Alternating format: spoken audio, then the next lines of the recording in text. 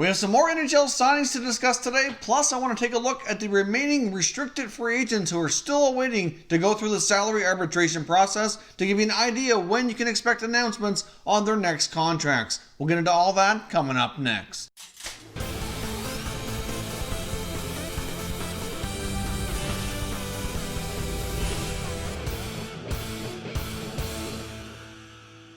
So welcome back here to Top Shelf Hockey. Now, first of all, let's jump into the signings that we have here for today. The New York Rangers have signed restricted free agent forward Vinny Lietteri to a one-year contract extension. This contract is a two-way contract, paying him $700,000 at the NHL level and pays him a salary of $100K at the American Hockey League level. Of course, he was originally signed by the Rangers as an undrafted college free agent from the University of Minnesota. He has played a total of 46 NHL games and put up 8 points, and he's also done incredibly well in the American Hockey League, being a point-per-game player last year, having 48 points in 48 games. So he's certainly an interesting player for the Rangers to keep around, but with all the amount of prospects that they've developed here and recently acquired through the 2019 draft, plus the other guys they've brought in, it's certainly going to be tough for him to get a lot of NHL time, but the Rangers are certainly building towards a much better club. This rebuild's going exceptionally well. He's certainly worth keeping in the fold here for the short term to see what he can do and get himself a more NHL opportunity.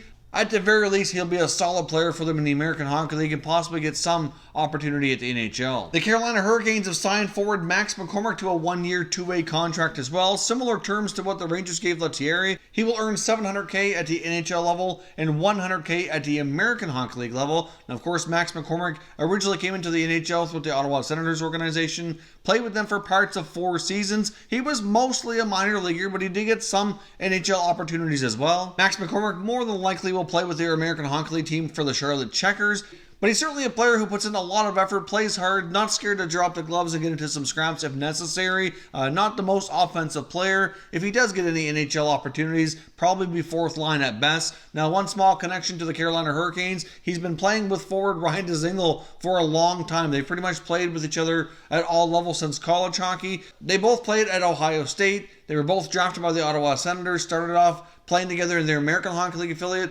both graduated to the NHL level. Of course, Dzingel got more of a full-time role than McCormack, and now they're both members of the Carolina Hurricanes. Of course, with Dzingel just signing in Carolina as well, they continue to kind of follow each other around here, but I highly doubt McCormack is a regular at the NHL level for the Hurricanes, but with the experience he has, he can be a call-up option and possibly be that gritty type of fourth-liner if they want to have that kind of guy here in their lineup. The Colorado Avalanche have signed forward Sheldon Dries to a one-year, two-way contract as well. He will earn $735,000 at the NHL level, and he will earn $395,000 at the American Hockey League level. This contract also has a clause that says between the two, he's guaranteed to make a minimum of $450,000. So they must plan on at least giving him some NHL time. He does have 40 NHL games of experience to his name, was only putting up 6 points though. He also played 95 games in the American Hockey League, putting up 41 points. So as much as this is a low-risk one-year, two-way contract, it does seem kind of weird that it has so much upside and such a high amount for the American Hockey League.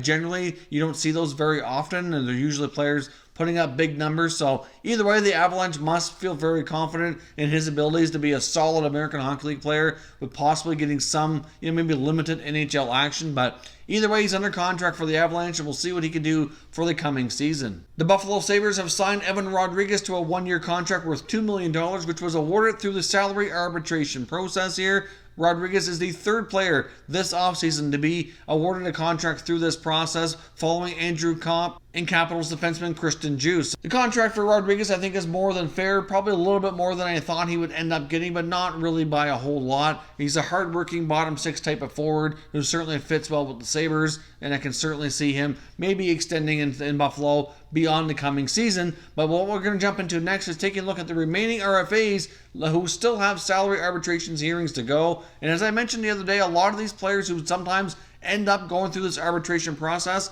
a high percentage of them end up leaving the teams that they go through that with within a few years' time. So we'll see if Rodrigues kind of continues that trend, or if maybe he'll buck the trend and be one of the few who ends up sticking it out longer term with their club, even though they went through that. So here's the remaining schedule for restricted free agents who have arbitration rights and have hearings in place. The next date coming up is July the 29th, which will be for Calgary Flames goaltender David Rittich and New York Rangers forward Pavel Buchnevich. So if either of those players don't have contracts in place by the 29th, they'll have their hearings. Now, of course, teams and players still have the ability to negotiate while they're waiting for the results from the hearing as well. Up until an announcement comes from the arbitrator, they can continue to try to resolve it completely on their own. And of course, once the announcement comes from the arbitrator, if it reaches that point, the team also has the option to not accept it and to walk away, making the player an unrestricted free agent. But of course, that's not a very common process, but it has happened here in the past. After that, the next ones are August 1st, which is Remi Elie of the Sabres and Chandler Stevenson of the Washington Capitals. On August 2nd, we have Devils defenseman Will Butcher and Sabres goaltender Linus Ullmark. And there's 4 players currently scheduled for August the 4th, which includes St. Louis Blues defenseman Joel Edmondson, goaltender Anton Forsberg, Sabres defenseman Jake McCabe, and Nashville Predators forward Rocco Grimaldi. So that's the 10 that are remaining. Like I said, based on historical trends, out of the 10, probably 7 or 8 at least will come to terms on their own, but we still could see 1 or 2 more go through this process. So, of course, as always, love to hear your thoughts on the signings that we discussed here today, and on the remaining players that are scheduled to go for arbitration. What do you see for contracts coming for them, and do you see them getting it done before they have their hearings? If you're new to the channel, consider subscribing and turning on your notifications so you don't miss any future content. We'll keep you all up to date with all the breaking news from around the NHL. Thank you very much for watching, and I will catch you next time.